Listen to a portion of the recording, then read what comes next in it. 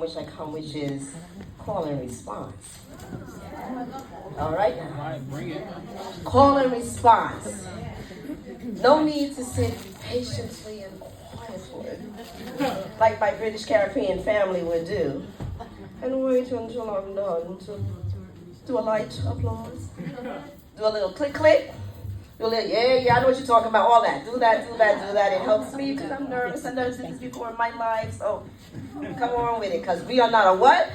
Okay, because I say it in the singular. I'm not a alumni. Where you going? Okay, so let's do that. I want to share a couple stories. The set aside prayer is my new best friend. The set aside prayer has changed my life. Anybody with me?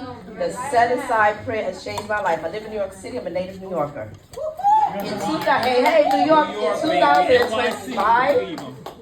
It's not an easy place. It's not an easy place to live. It has never been an easy place to live. It's amazing. It's the greatest city in the world, they say. But to me, it's also on some levels the most challenging city in the world, and it's a great place to be in recovery. Because you're gonna need that damn recovery. Yes, you are. You're gonna need it. So I came here yesterday from Amtrak from Moynihan Station, very nice, very fancy. And I took the train, and I'm sitting in by the window, and a woman gets on. I said, good morning. Yes, seat's empty. You had already told us not to put your bags in your seat. You have a seat. Other passengers are coming on. You think we don't know that? Okay, good morning, come on in. I did not hear her say good morning to me, so what did I do immediately? The set aside prayer. Anyone working on anything in their recovery? Anyone working on an issue? My reactivity. I am working on my reactivity. I'm also in the food program, no surprise, look at me. I am working on my reactivity, seriously. Because you see, I belong to multiple marginalized groups.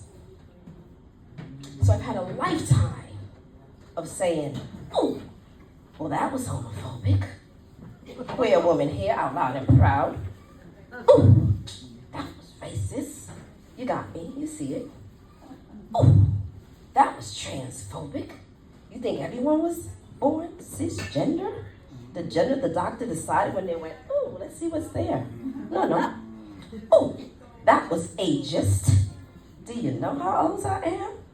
Oh, that was, right? Continue. I had to let people know about their ignorance, their homophobia, their racism. And then one day I woke up and said, Dawn, there's this man, Dr. Martin Luther King, he's dead.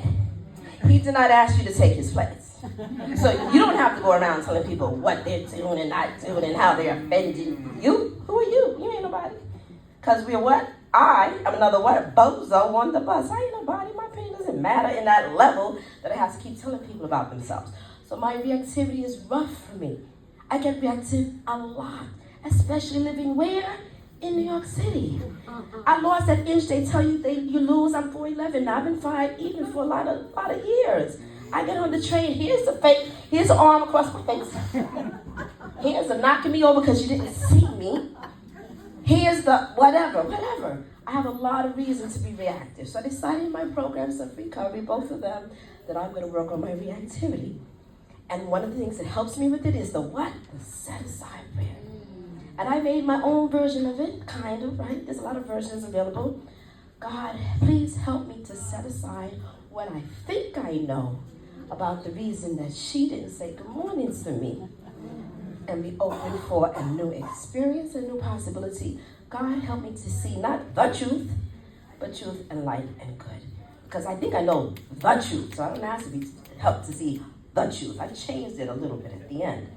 So I sat there with my little set-aside prayer and decided, okay, maybe she's hard of hearing. Maybe she's had a bad morning. Maybe she don't look like the way I look, whatever. She doesn't have to say good morning to you, Dawn.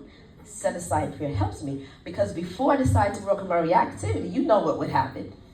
Good morning. Where are you traveling to? I mean, that's how I live my life before recovery. I speak to you, you gonna speak. I hold the door for you. You're welcome. What is that? You're welcome. So I just sat there with a little set-aside prayer, whatever. We went to DC, got off to let them change to diesel fuel, 45 minutes on the platform. I came back on, and now we know Alexandria's next. I didn't even know it. That was quick. So I'm sitting there and I said, she asked me where I was heading. I said, Alexandria. I do the 12-step every damn day. New York City, they don't care. I'm like, you know, I'm in CLA. You ever heard about CLA? Oh, let me tell you, girl, I clutter my house. I'm in OA. Look at me. You know I got problems with food. Yeah, OA. You never heard of it? What? So I said, oh, yeah, I'm going to Alexandria. You want to know why? She's like, why? I said, you've heard of AA, right? Alcohol. But I don't have a problem with alcohol because I like my sugar chewable. So I am in Clutterers Anonymous and OA. I have problems with food. I have problems with clutter. My house is very cute, very neat, but it's a lot of stuff in it. I've been living there 28 years, blah, blah, blah, blah, blah. So she's all interested in everything. And I told her how I'm working with, I retired from my day job, right, as a school social worker, and I work with an autistic child. If she was here, she'd go off. She'd be over there crying like, I'm not a child, stop calling me a child. She'll be 10 on Thursday, okay? My birthday's on Tuesday. We have around the same Libra season birthday. So I was telling her about Nicole, autistic. I work with her, it's amazing. I come from a family of people who laugh, not at you and not sarcasm. My family's some laughing folks, and that's a real gift. Because I've grown up in a tradition of laughter. I laugh anywhere, anyhow, anywho. Laughter to me is more fascinating than digestion. And for a person with food issues, that says a lot. We go like this, and then sound comes out in response to something someone said. That's laughter. The God of my understanding, nickname, Gigs. Giggles over despair. When I went through 7 years of a life-altering, life-threatening, blistering depression, I couldn't cry. I couldn't listen to music, which is what a hell state, because I love music. Music is prayer for me. But I never lost the ability to laugh, and that saved my life. 7 years later, I made it through all that. So I'm telling her all this and telling her about my work with Nicole, and she's autistic and she thinks and she's that, and she's fascinated. You know what she said to me? She said, wow, you know, you have the temperament for that. And I told her about my work in schools, and I was in rough schools in New York City, El Barrio, the kids came with guns and knives, and we ain't had no metal detectors in my school. No, we did not.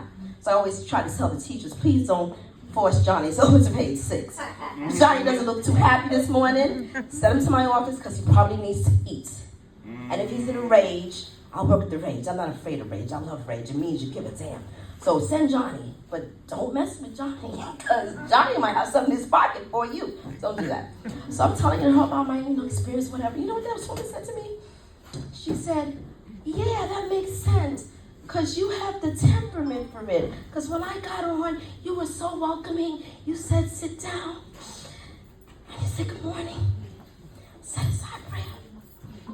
Okay? Set aside prayer allowed me not to say, well, good morning, when I didn't hear whatever response she had to me. We're coming on that train. Can you call it a plane, right, Tony? Coming on that train yesterday. The set-aside prayer allowed me to say, Dawn, whatever, it's good. What a miracle. I wanted to let you know, in case you didn't know, that clutter is jealous. If you have not experienced it, mark my word this week, clutter is jealous.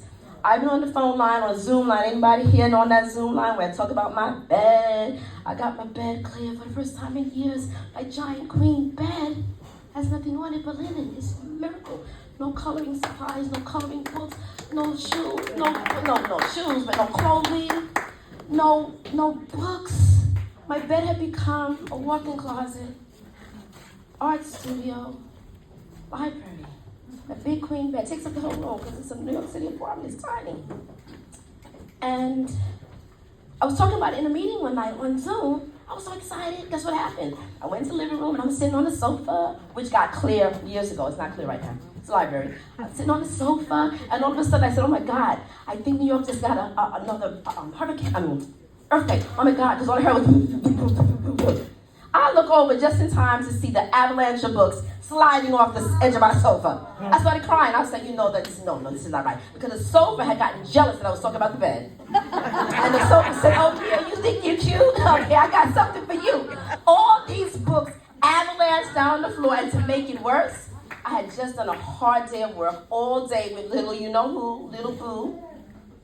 And I wanted to leave it. I said, I'm not dealing with this. I'll deal with it in the morning. No, I couldn't do that. Why? Because the apartment small. It avalanched right in the doorway of my bedroom.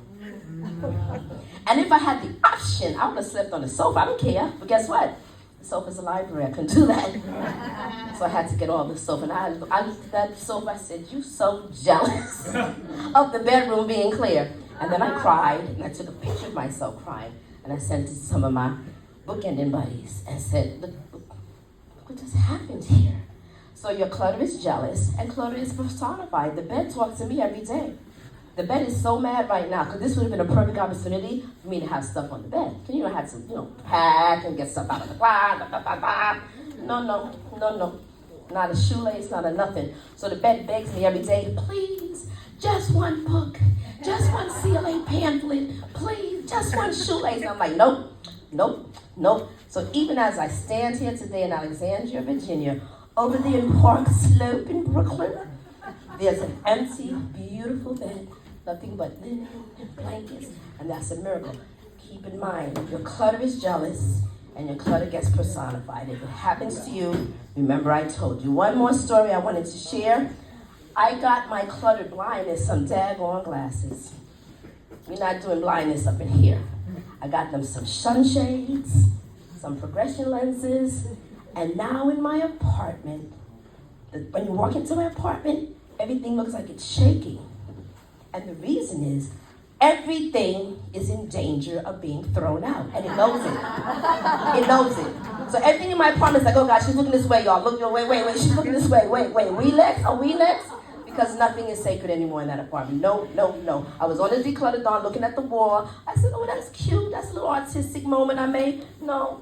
In that moment, thank you, Terry, it was clutter, and it had to go. Went in the bin, and sending it out. Enough of story time for now. Thanks for listening. I'm so happy to be here. See you on the Zoom rooms. See you on those lines. Thank you, everyone, for